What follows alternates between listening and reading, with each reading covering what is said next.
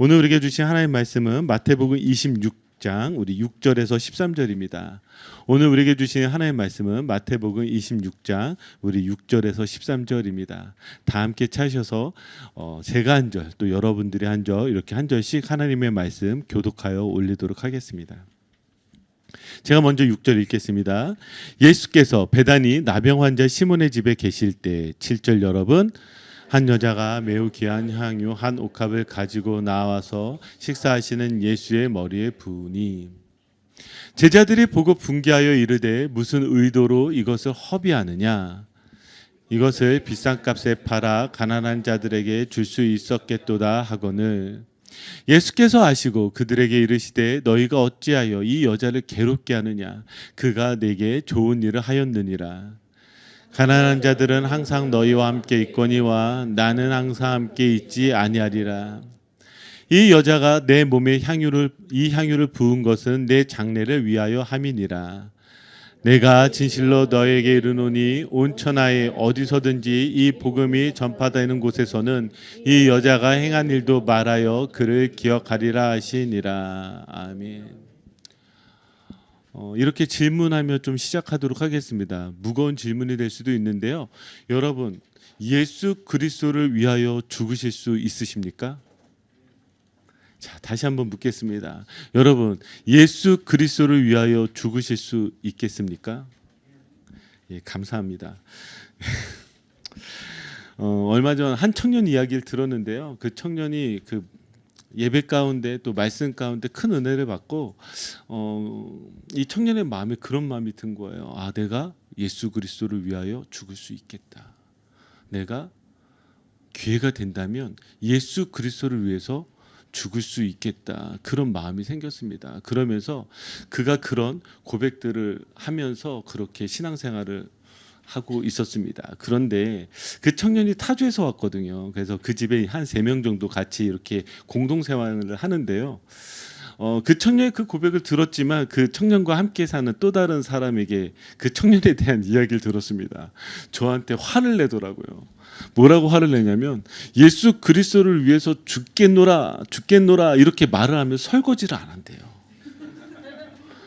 아니, 어찌나 그렇게 같이 사는데 이기적인지, 뭐 예배드리고 그렇게 고백할 땐 눈물 글썽거리는데 어쩜 그렇게 설거지 안 하고 이기적이냐고. 목사님, 이건 틀린 거죠 하면서 저에게 그렇게 말하는 거예요. 여러분, 어떻게 생각하십니까? 아마 우리가 예수 그리스도를 믿게 되었을 때 예수님께서 주신 그 큰 은혜가 너무나 감사해서 우리 마음 가운데, 그치, 내가 예수 그리스도를 위해서 죽어야지, 예수 그리스도를 위해서 살아야지, 이렇게 이야기하지만 정작 우리가 항상 돌아봐야 될 것이 무엇이냐면 내 믿음이 어디에서 어떻게 예수 그리스도를 위해서 죽을 수 있느냐라는 것입니다.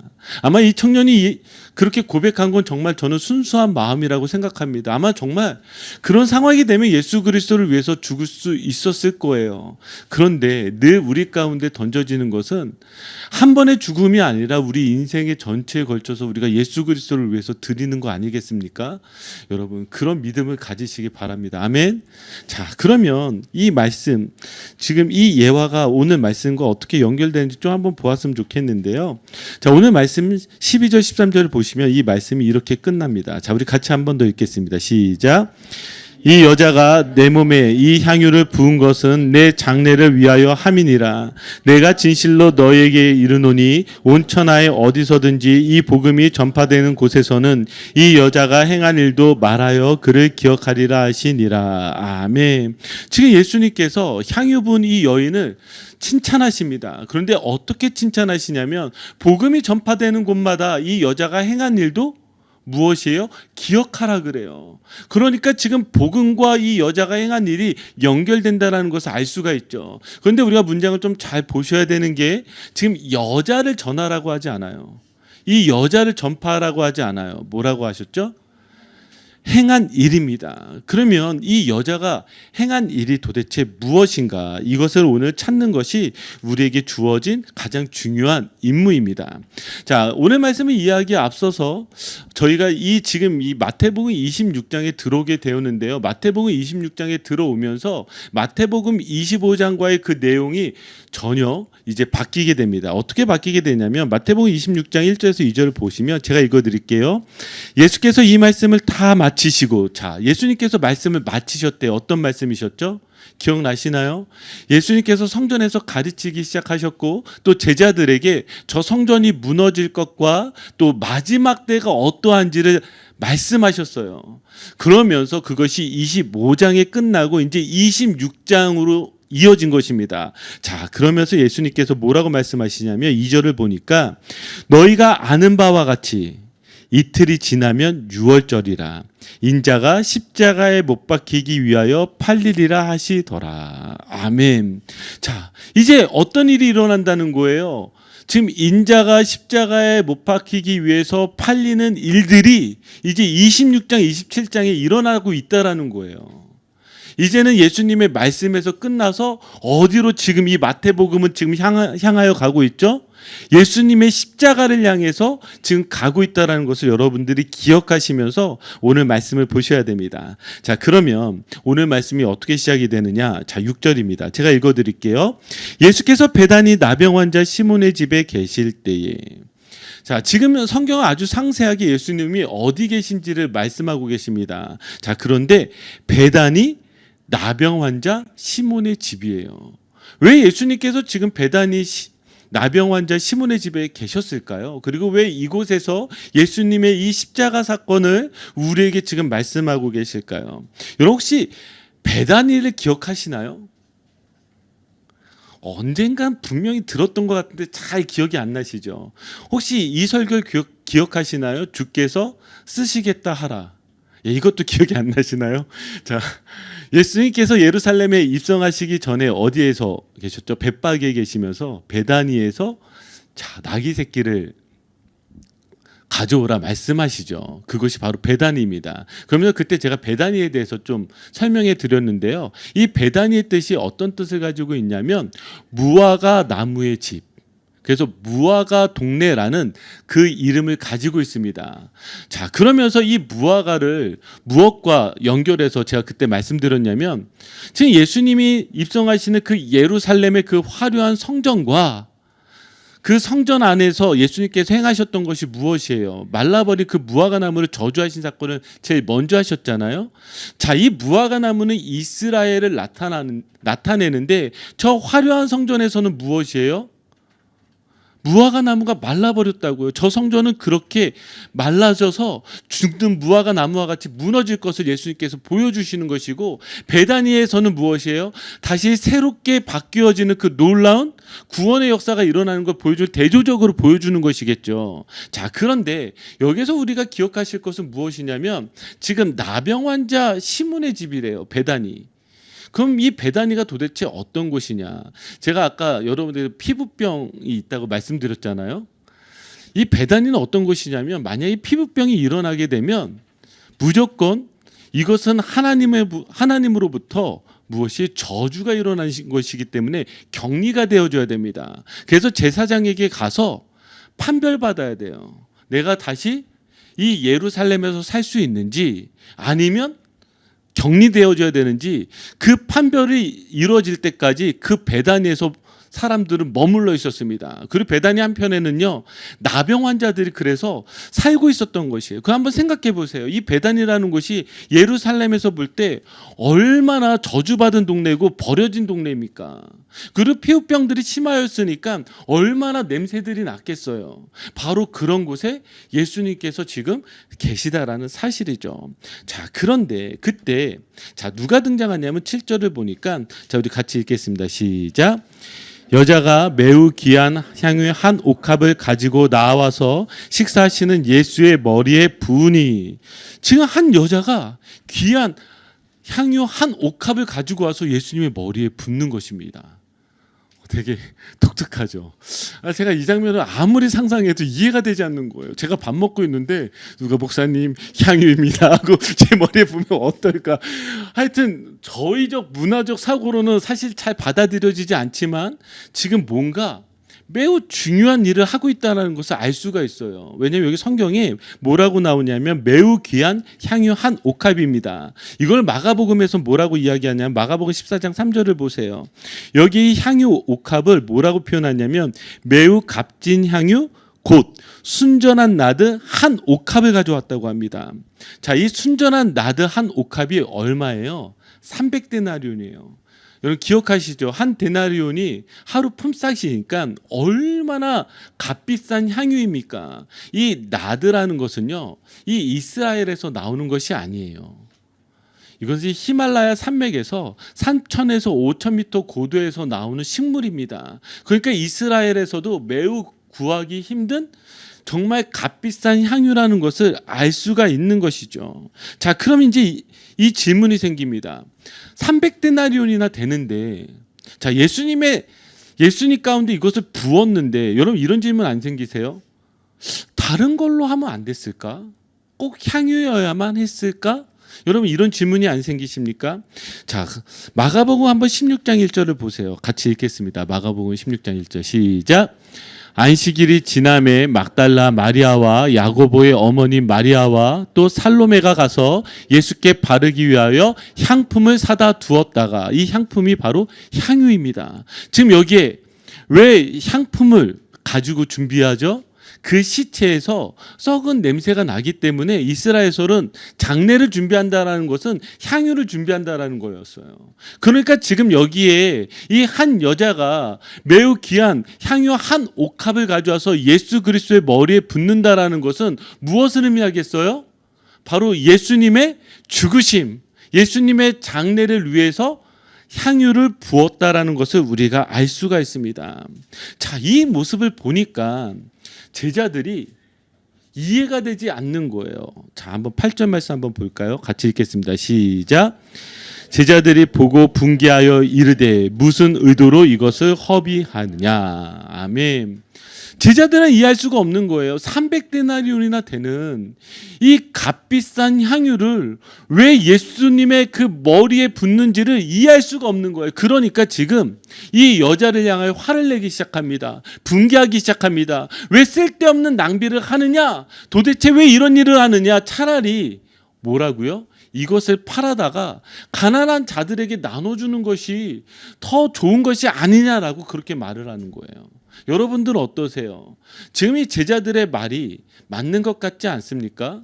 우리가 예수 그리스도를 믿는데 그 향유를 예수님께 드리는 것보다 차라리 예수님의 가르침대로 이것을 가지고 가난한 사람들에게 나눠주는 거, 가난한 사람들을 돕는 거, 이게 더 낫다라고 생각하지 않습니까? 자, 그런데 여기에는 분명한 예수님께서 우리에게 전하시고자 하는 메시지가 있습니다. 예수님이 그러한 제자들에게 뭐라고 말씀하시는지 한번 보도록 할게요. 10절 11절입니다. 같이 읽겠습니다. 예수께서 아시고 그들에게 이르시되 너희가 어찌하여 이 여자를 괴롭게 하느냐. 그가 내게 좋은 일을 하였느니라. 가난한 자들은 항상 너희와 함께 있거니와 나는 항상 함께 있지 아니하리라. 아멘. 예수께서 하신 말씀은 뭐라고 말씀하시냐면 가난한 자들은 항상 너희와 함께 있대요. 즉 가난한 자들을 돕는 것은 특별하게 돕는 것이 아니라 늘 우리가 함께 있는 그들을 향해서 늘 해야 된다라고 말씀하시는 것이죠. 그런데 여기에 좀 더 영적으로 우리에게 말씀하시는 게 있어요. 10절을 보시면 우리가 두 가지의 단어에 주목할 필요가 있는데 첫 번째는 예수께서 아시고예요. 자, 두 번째는 그가 내게 좋은 일을 하였느니라. 이게 어떤 의미가 있는지를 여러분 좀 정확하게 알 필요가 있습니다. 여기 지금 예수님께서 아셨다라는 것은 무엇을 아신 걸까요? 제자들이 지금 화를 내는 의도를 알았다는 것일까요? 제자들이 말이 맞다라는 것을 아셨던 것일까요? 도대체 여기 이 아시고는 예수님 무엇을 하셨을까요? 이 아시고라는 이 헬라어 단어를 보면 특별하게 쓰여지는 경우들이 상당한데 어떤 경우에 쓰여지냐면 그냥 아는 것이 아니라 특별하게 신적인 계시로서 알 때 이 단어가 쓰여져요. 한번 볼까요? 자, 마태복음 12장 14절 15절입니다. 우리 같이 읽겠습니다. 시작. 바리새인들이 나가서 어떻게 하여 예수를 죽일까 의논하거늘 예수께서 아시고 거기를 떠나가시니 많은 사람이 따르는지라 예수께서 그들의 병을 다 고치시고. 아멘. 여기서도 예수께서 아시고 나오죠. 근데 예수님 뭘 하셨죠? 지금 바리새인들이 나가서 어떻게 하여 예수를 죽일까 의논한 거예요. 지금 예수님이 이들이 무엇을 가지고 의논하는지 보지 않으셨어요. 듣지 않으셨어요. 그럼에도 불구하고 예수님이 아셨대요. 그럼 무엇을 하신 거예요? 이들의 속마음을 깨뚫고 계시다라는 거예요. 이들의 진짜 마음을 알고 계시다라는 거예요. 지금 제자들이 이 300데나리온을 차라리 팔아서 가난한 자들을 도와주는 것이 낫지 않느냐라고 이야기할 때 예수님이 뭘 하셨다라는 거예요? 이들의 진짜 속마음을 아셨다라는 거예요. 진짜 속마음. 진짜 속마음. 제자들이 말은 번지르르하게 하고 말은 그렇듯하게 하지만 진짜 속마음은 그렇지 않다는 걸 아셨다는 거예요.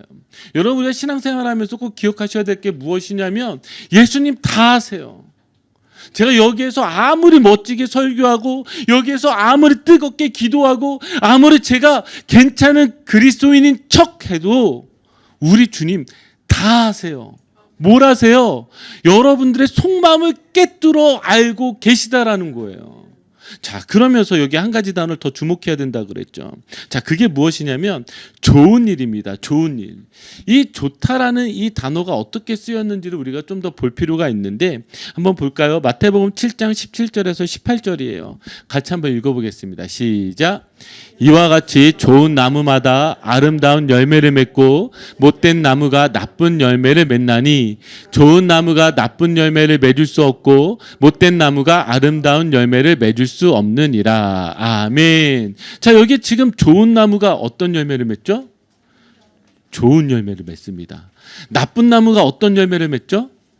예, 나쁜 열매를 맺어요. 자, 그러면 이 나무의 원리를 가지고 지금 이 좋다, 나쁘다를 이야기를 하고 있는데, 자, 한번 생각해 보세요. 예수님께서요, 뭐라고 말씀하셨냐면, 좋은 일을 행했대요. 이 여자가 행한 게. 이 여자가 행한 게 바른 일, 옳은 일, 합리적인 일이라고 표현하지 않고 좋은 일이라고 표현했어요. 자, 그러면 우리가 아까 읽었던 말씀을 가지고 생각해 보면 좋은 나무에서 좋은 열매를 맺는다라는 것은 이 좋은 열매의 기준은 어디로부터 나오는 거예요? 좋은 나무로부터 나오는 것이잖아요. 지금 여기에 나와 있는 이 좋은 일이라는 것은 어디로부터 나오는 것일까요? 하나님으로부터 나오는 거예요. 지금 성경에서 이 좋은이라는 이 단어가 쓰여졌을 때는 어디로부터 나오는 거냐면 하나님으로부터 오는 일들이 좋은 일인 거예요. 지금 제자들이 생각하는 것처럼 옳고 바르고 합리적인 것을 지금 말하려는 것이 아니라 무엇이 좋다고요? 하나님으로부터 온 것이 좋다라는 거예요. 이 두 가지를 꼭 여러분 신앙생활에서 기억하셔야 돼요. 신앙생활에서 늘 기억해야 될 게 뭐냐면 그치, 주님이 아시지. 그치, 오직 주님으로부터 이루어져야 좋은 일이지. 여러분, 이걸 꼭 기억하셔야 되는 거예요. 자, 그러면 다시 한번 이 질문으로 들어가야 되죠. 그러면 이 여인은 도대체 어떻게 하여서 지금 이 예수님의 죽으심을 준비할 수 있었을까? 이 여자의 진짜 이 본 마음, 예수님께서 깨뜨려 본 이 마음은 어떻게 좋은 일이 되어질 수 있었을까? 우리 한번 볼까요? 자, 이 사건에 대해서 요한복음 12장 1절에서 3절은 이렇게 다시 우리에게 이야기하고 있습니다. 자, 요한복음 12장 1절에서 3절 우리 같이 함께 읽겠습니다. 6월절 엿새 전에 예수께서 베다니에 이르시니 이곳은 예수께서 죽은 자 가운데서 살리신 나사로가 있는 곳이라. 거기서 예수를 위하여 잔치할세 마르다는 일을 하고 나사로는 예수와 함께 앉은 자 중에 있더라. 마리아는 지극히 비싼 향유 곧 순전한 나드 한 근을 가져다가 예수의 발에 붓고 자기 머리털로 그의 발을 닦으니 향유 냄새가 집에 가득하더라. 아멘. 자, 지금 여기에 이 한 여자가 누군지가 나타나고 있죠. 누구죠? 마리아입니다. 자, 이 마리아가 지금 이 향유를 가져왔는데 마태복음과 마가복음은 머리 위에 부은 것으로만 나오지만 그것은 장례를 강조하기 위해서예요. 이 요한복음에서는 좀 더 구체적으로 표현을 하고 있습니다. 어떻게 표현해요? 예수의 발에 붓고 자기의 머리털로 그의 발을 닦았다고 해요. 여러분 그렇게 하실 수 있겠어요? 이걸 할 수 있는지 없는지 오늘 집에 가셔서 여러분 남편의 발에 향유를 붓고 여러분들의 머리털로 할 수 있으면 이게 어떤 의미인지를 아실 거예요. 예. 예, 결코 쉽지 않습니다. 이것은 정말 자기의 모든 것을 다 드릴 수 있는 정말 그 주인에게만 할 수 있는 바로 지금 그런 모습을 이 마리아가 하고 있다라는 거예요. 그러면 다시 이런 질문이 생기죠. 도대체 마리아는 어떻게 이렇게 할 수 있었을까? 도대체 마리아는 어떻게 예수 그리스도의 그 죽으심을 준비할 수 있었을까? 자, 우리가 지금 본 것은 요한복음 12장이지만 이 12장 바로 이전에 어떤 놀라운 일이 일어난 줄 아십니까? 자, 이 마리아의 오라버니 나사로가 죽었단 말이에요. 예수님께서 이 죽은 나사로를 다시 살리셨어요. 그 현장 가운데서 그것을 목격했단 말이에요. 그러면서 예수님께서 이렇게 말씀하세요. 자, 우리 한번 요한복음 11장 23절에서 26절 말씀입니다. 자, 요한복음 11장 23절 26절 말씀 우리 같이 한 목소리로 읽겠습니다. 예수께서 이르시되 내 오라비가 다시 살아나리라. 마르다가 이르되 마지막 날 부활 때에는 다시 살아날 줄을 내가 아나이다. 예수께서 이르시되 나는 부활이요 생명이니 나를 믿는 자는 죽어도 살겠고 무릇 살아서 나를 믿는 자는 영원히 죽지 아니하리니 이것을 내가 믿느냐. 아멘. 자, 예수님께서 지금 이렇게 말씀하시는 거예요. 죽은 나사로가 있는 그 무덤 앞에서 내 오라비가 다시 살아나리라. 그러면서 뭐라고 말씀하세요? 나는 부활이요 생명이니 나를 믿는 자는 죽어도 살겠고 무릇 살아서 나를 믿는 자는 영원히 죽지 아니하리니 이것을 내가 믿느냐. 지금 마리아가 지금 깨어진 것이 무엇이냐면 그 죽음의 현장 앞에서 나는 부활이요 생명이니 예수 그리스도의 이 말씀 가운데서 깨어졌단 말이에요. 그의 믿음이 단순하게 이전까지는 무엇이에요? 기적을 베푸시는 분. 그 이전엔 뭐예요? 말씀이 좋은 분. 그 이전엔 뭐예요? 인격적이고 사랑이 많으신 분. 이렇게만 알고 있었는데 이 마리아의 이 믿음이 완전히 뒤바뀌어져 버린 것이 무엇이냐면 죽은 자를 살리시는 하나님이시구나. 그리고 죽은 자를 살리시기 위해서 십자가를 지셔야 되는구나를 깨달아 알게 되었단 말이에요. 자, 제자들의 문제는 무엇인 줄 아세요? 끊임없이 예수님께서 인자가 십자가에 못 박히기 위해서 팔릴 것에 대해서 말씀하셨어요. 그리고 3일 만에 다시 살아나실 것을 말씀하셨어요. 근데 제자들은 믿지 않았단 말이에요. 그들의 믿은 건 도대체 뭐예요? 예수님의 능력을 믿었어요. 예수님의 말씀도 믿었어요. 예수님이 나와 함께 계시다는 그 인격적인 것도 믿었어요. 그런데 가장 중요한 믿음의 내용 하나가 빠졌어요. 그게 무엇이에요? 나는 부활이요 생명이니. 지금 예수 그리스도께서 그 죽은 자 가운데서 살아나신다라는 그 사실을 믿지 않았다라는 거예요. 여러분 우리의 신앙생활은 어떠세요? 여러분 정말 예수 그리스도께서 여러분들의 부활과 생명이신 것을 믿습니까? 그것을 믿음으로 고백하는 거예요. 그래서 내가 어려운 상황 가운데 있지만 그럼에도 불구하고 나를 살리실 예수 그리스도를 바라보게 되죠. 지금 내가 죽은 것 같지만 다시 나를 살리실 예수 그리스도를 바라보게 되는 것이죠. 그게 바로 우리의 믿음이라는 사실인 거예요. 자, 제자들과 지금 이 여인의 이 믿음을 가지고 지금 비교하고 있는 거예요. 그거 한번 볼까요? 제자들은 어떠했는지. 자, 이 마태복음에선 제자들이라고 나오지만 더욱더 구체적으로 가룟 유다라고 이 마태복음 다시 이야기하고 있습니다. 마태복음 26장 우리 14절에서 16절입니다. 우리 같이 함께 읽겠습니다. 시작.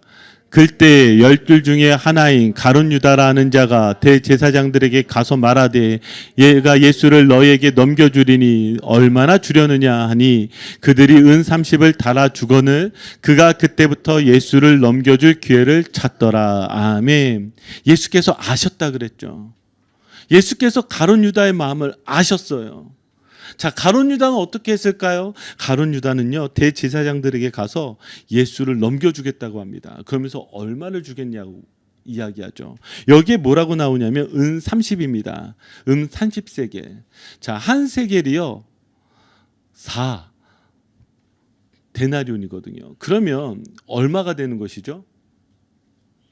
예, 3, 40이 예, 120데나리온이요. 여러분 향유는 얼마예요? 300데나리온이에요. 그거 가지고 그렇게 난리를 피던 가룟 유다가 겨우 얼마 만에 팔았다고요?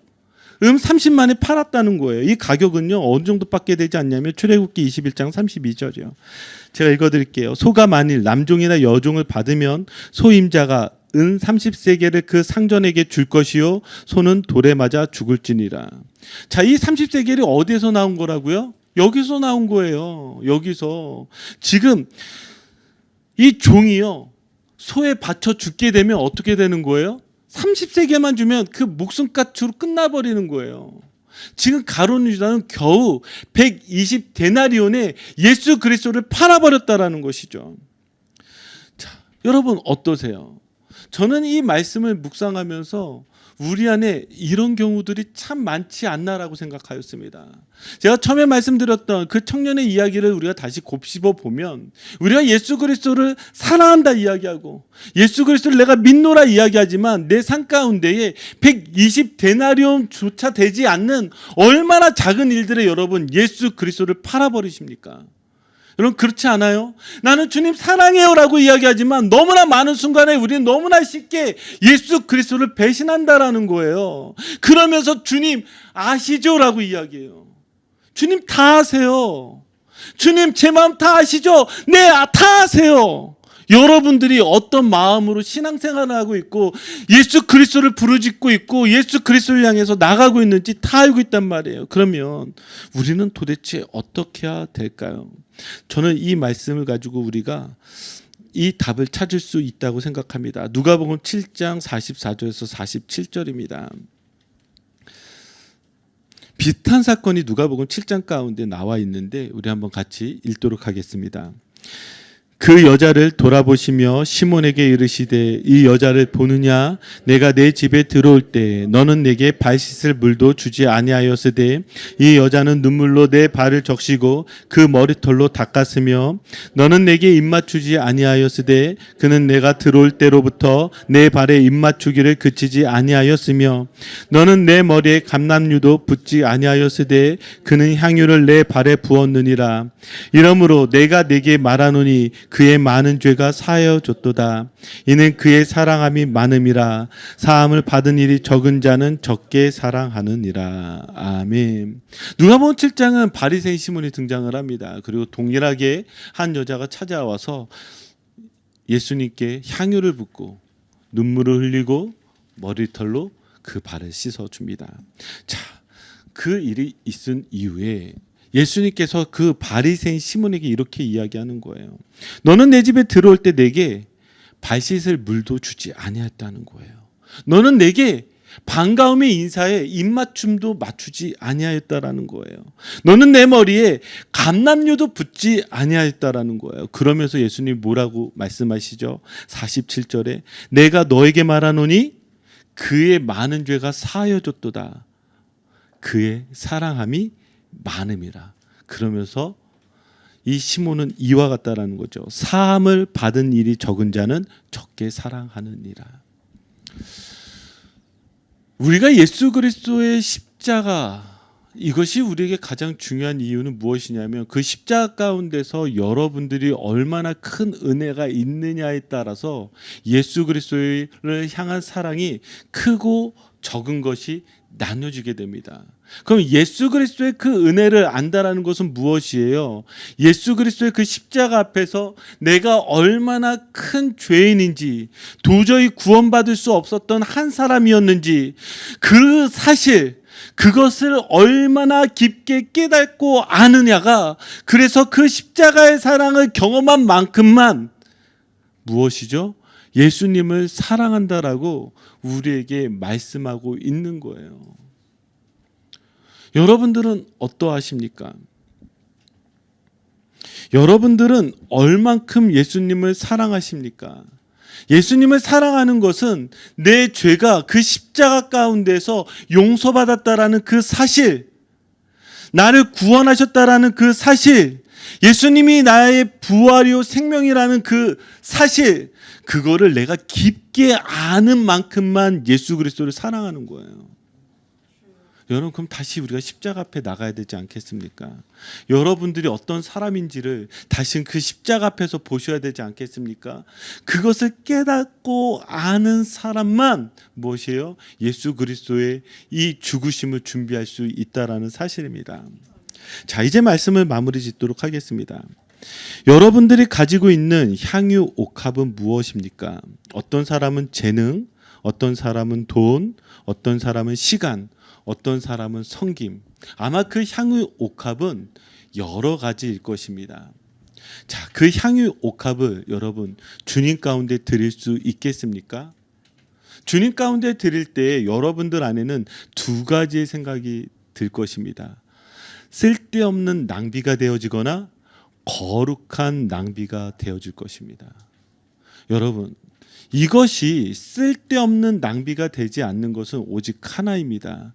여러분들이 십자가의 은혜를 얼마만큼 알고 있느냐, 십자가의 은혜를 얼마만큼 내가 경험하고 있느냐, 내가 예수 그리스도 가운데 얼만큼 붙잡혀 있느냐, 여러분, 이것이 여러분들의 믿음에 쓸데없는 낭비가 될지 거룩한 낭비가 될지를 결정하게 됩니다. 여러분, 우리가 이왕 예수 그리스도 앞에 나오셨다면, 그 부르심을 받으셨다면 신앙생활이 쓸데없는 낭비가 되어지지 말고 주님 가운데 드려지는 귀한 향유 옥합이 되어지기를 주님의 이름으로 축복합니다. 우리 같이 기도하겠습니다.